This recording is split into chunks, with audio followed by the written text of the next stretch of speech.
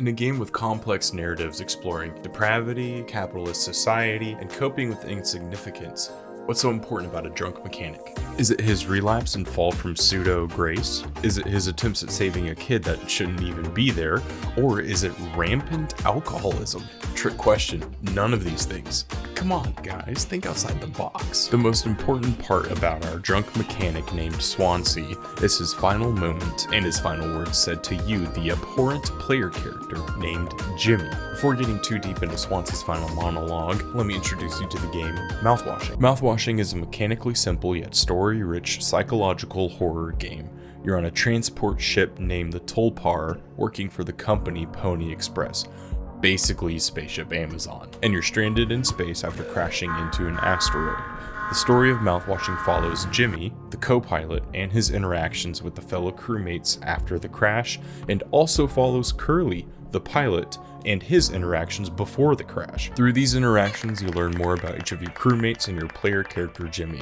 As the playthrough progresses, the game unveils deeper and darker themes about sexual assault, suicide, narcissism, and taking responsibility. Jimmy, the character you spend the most time playing, takes the role of captain of the ship after the crash that he caused.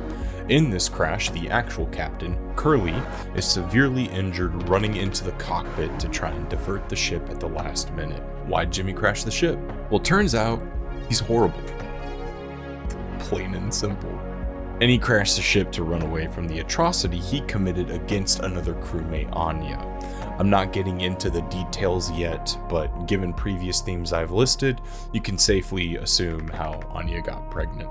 Surviving the crash, Jimmy, Anya, Swansea, Curly, and Daisuke are stranded on the ship with an insane amount of mouthwash, time to kill, and problems to run away from. Mouthwash-fueled drunken madness ensues. Jimmy exploits Daisuke to climb into a dangerous vent. Daisuke is gravely injured, and Swansea, for lack of better expression, puts him out of his misery. Anya takes her own life. Jimmy reaches a narcissistic breaking point, running from what he did, and ends up killing Swansea. Curly is placed in a cryopod by Jimmy, becoming the sole survivor and witness to Jimmy's atrocities on the Tulpar. Like, batshit synopsis. Right, like absolutely crazy. The part that hit me the hardest is Swansea's final monologue before Jimmy ends Swansea's life. Let me tell you about him. Our subject, Swansea. He's a Tulpar mechanic. He's abrasive, cracks an occasional good joke, fantastic dancer. He's married with kids, and he's been sober for 13 years. And honestly, he's pretty interesting dialogue with a deeper backstory that you don't learn more about until his final monologue before he's killed, which is this video's main talking point. The Grim Reaper tells you that you have 3 minutes and 300 words left before you die. Are you begging for more time? Are you staying silent?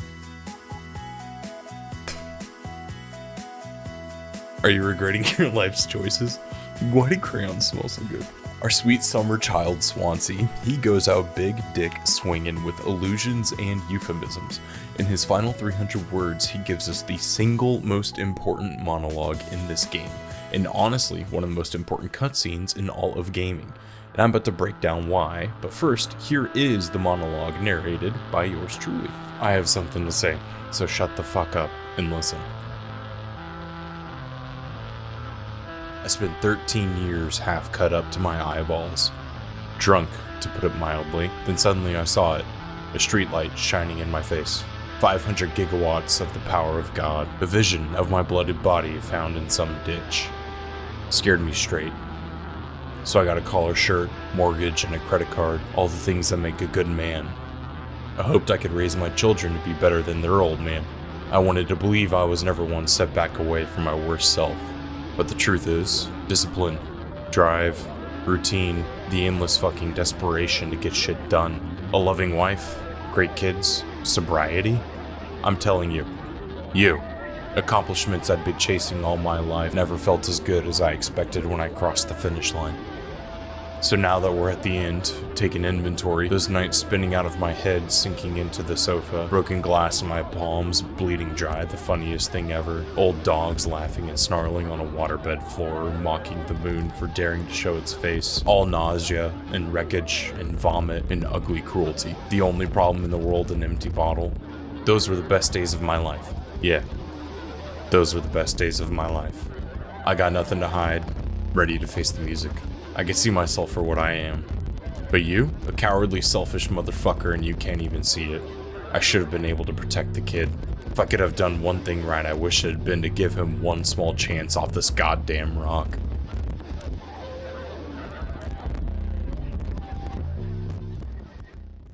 Fuck you. I'm not sure if there's anything that stuck out to you in this, but I've been spending like the last few days rereading it and just kind of going through it, and y'all, there is like a lot to unpack here. I don't even think I hit it all in this video. Generalizing what he tells Jimmy, we can safely say that Swansea, much like Jimmy, was running from his responsibilities by getting sober, getting married, getting a house, having kids.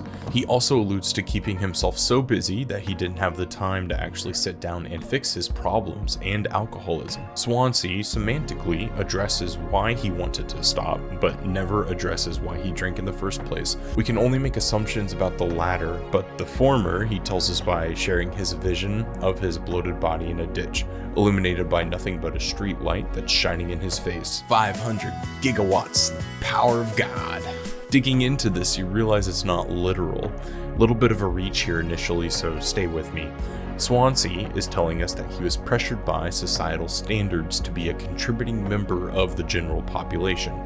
Contrasting the power output of a streetlight to the power of a god emphasizes this and is later exemplified when he states, "So I got a collar shirt, mortgage, and a credit card, all the things that make a good man." Now, before I continue here, keep the thought of God being mentioned in your head. Continuing, Swansea got the shirt, house, credit card, good man stuff.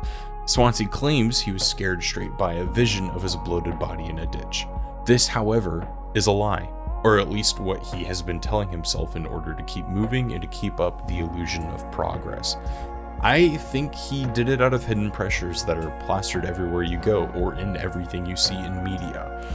Swansea doesn't affirm the story of a vision scaring him straight. He subtly and immediately acknowledges that he wasn't doing it for himself, stating, "I hoped I could raise my children to be better than their old man."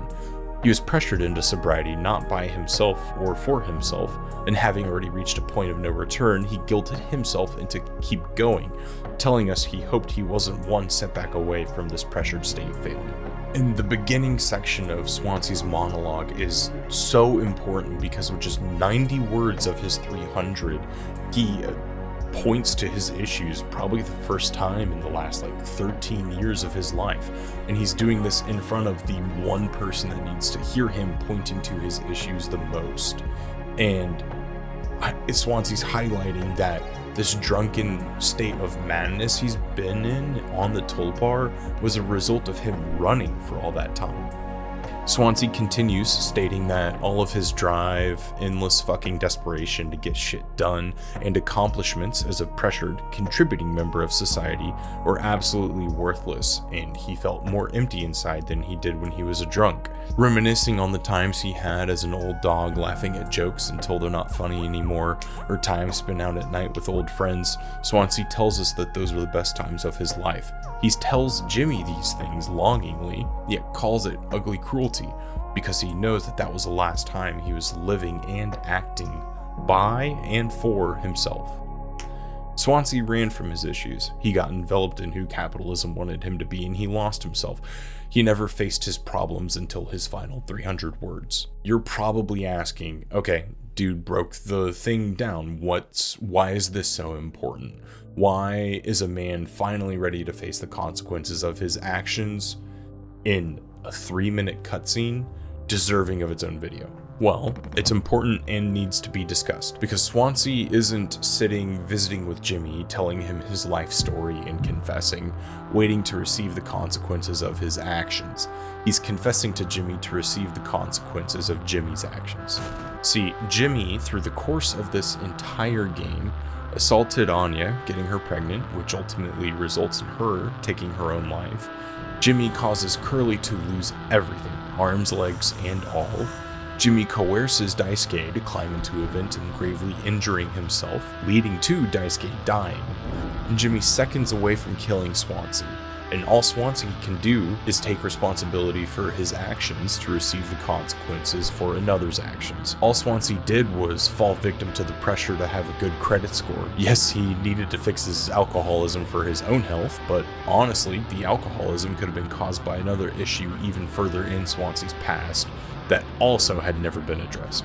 Now, I also personally struggle with alcoholism, and I am actively learning more about myself and why it is that I give in to the golden nectar so easily. I know when and why I started drinking, but Swansea may have not even tried to find this out about himself. And I'm saying this because I'm giving Swansea grace by calling him a victim here, and I feel like I relate to him on a deeper level as I also struggle with these things. The difference being, I've started the work, and Swansea ran from it. Additionally, this scene in particular is so crucial and rises to the peak of game narratives simply because it encapsulates the entire story in a mere 3 minutes. But it doesn't tell you the plot outright. It's a 300-word work of art that has to be looked into and thought on to actually grasp what it's telling you, which is an exaggerated anti-capitalism theme of pushing people to their breaking points in the workforce, then exploring their interpersonal relations and actions. And I state exaggerated because I can't think of too many examples of people being pushed to their breaking points thanks to capitalism. Maybe aside from this guy. Or this guy. Just that broken guy. Got a few screws loose, I guess. Never really knew it until now. Fucking heroes. But yes, overarching anti-capitalist theme and running away from your problems and responsibilities until it hurts you or others. And quick footnote, there are tons of anti-capitalism themes throughout this entire game, and I could make an entire video on it, but hundreds of people have already done this, and I'm just exploring the game from within the confines of this cutscene. If you want me to explore those themes, be sure to comment down below, and while you're there, if you're enjoying the video so far, like and subscribe.